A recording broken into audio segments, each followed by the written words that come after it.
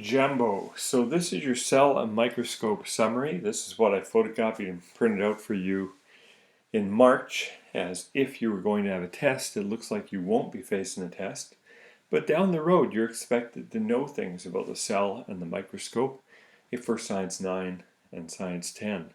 So it is useful to pay some attention to this information.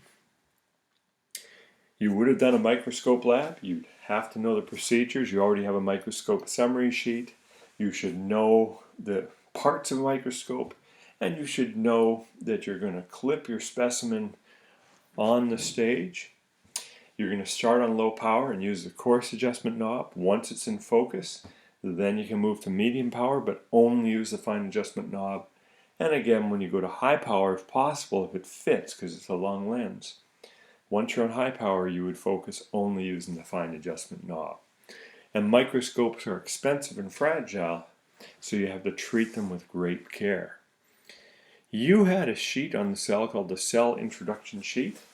Gave you a description, gave you some of the characteristics of life, and it also asked some big questions. And some of those questions we can answer and some we cannot. Cell theory sounds very simple. All living things are composed of one or more cells. In fact, most things on planet Earth are made of just one cell. And all new cells come from cells that already exist. So that's the idea of reproduction. Of course, that leaves out the big question, where did the first cell come from? Then it talks about the characteristics of living things. So, living things are made of cells. They can reproduce, they can repair themselves, they have a lifespan, they respond to their environment. The fancy way of saying that is they respond to stimuli, like noise could be a stimulus, or turning a light on and turning a light off, that could be a stimulus. They require energy and they produce waste. You have to know about all those cell structures from the cell structures notes and the cells alive activity. And so if I asked you about the mitochondria or the cell membrane or the nuclear membrane or the nucleus or the cell wall, you would be able to tell me what type of cell has it and what its function is. And if you're having a test, you would have to be able to draw and label cells, plant cell and animal cell. You got detailed notes on photosynthesis and cellular respiration. So the summary, we're just hitting the highlights. In photosynthesis, it only occurs in plants, not animal cells.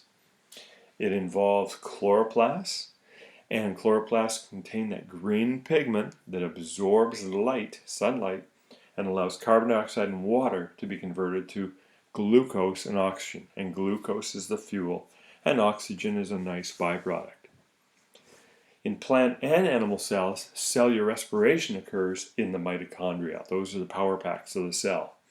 And so our products of photosynthesis come over here. They are now the reactants. And anytime we react something with oxygen, we are considering it to be burning it with oxygen. So we're burning the glucose, and we're making carbon dioxide and water and energy. And plants and animals need energy. So now it goes through about the nucleus, and the mitochondria, chloroplasts, we just talked about them. Cell membranes, one we'd like you to know a lot about. We talked about diffusion. Diffusion is just a process that happens naturally through a gas or a liquid when one material spreads out from an area of high concentration to low.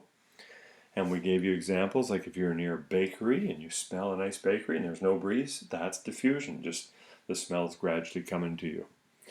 And osmosis is a form of diffusion, and it's the diffusion of water through a selectively permeable membrane, sometimes called a differentially permeable membrane.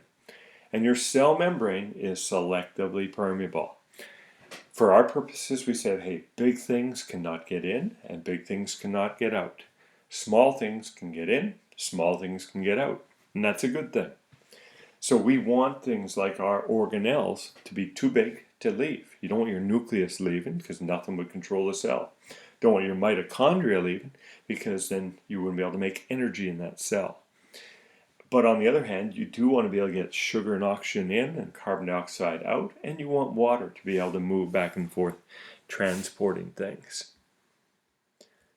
We talked about 3 types of environments.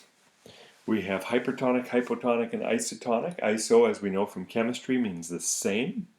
So if you have the same concentration in and out of the cell, then the cell is not going to get bigger or shrivel. In a hypertonic environment, that means you have a high solute concentration outside, and that pulls the water out of the cell, and the cell will shrivel. Hypotonic is the opposite.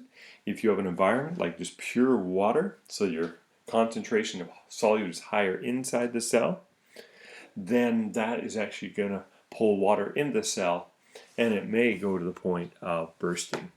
And we had some demos and things like that to consider. We had notes on why cells can't be too big or too small. You should know those. Bacteria and virus notes, you should know those. Here we are. Bacteria are the smallest, simplest forms of life on Earth. And you have to know how they're helpful, how they're harmful. Viruses, smaller than bacteria. Talked about their reproduction. We talked about antibodies. We talked about antibiotics are useless in treating viral infections.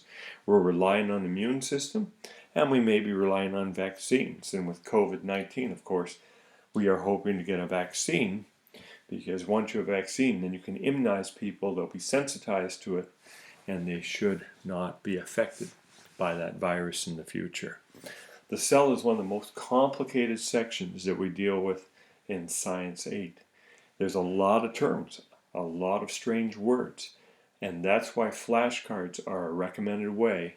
You write the word on one side and description on the back, and you actually work and learn it, and then this section can go well. But sadly, it looks like you will not get a cell test from me, but be aware, this stuff will come back in future science courses.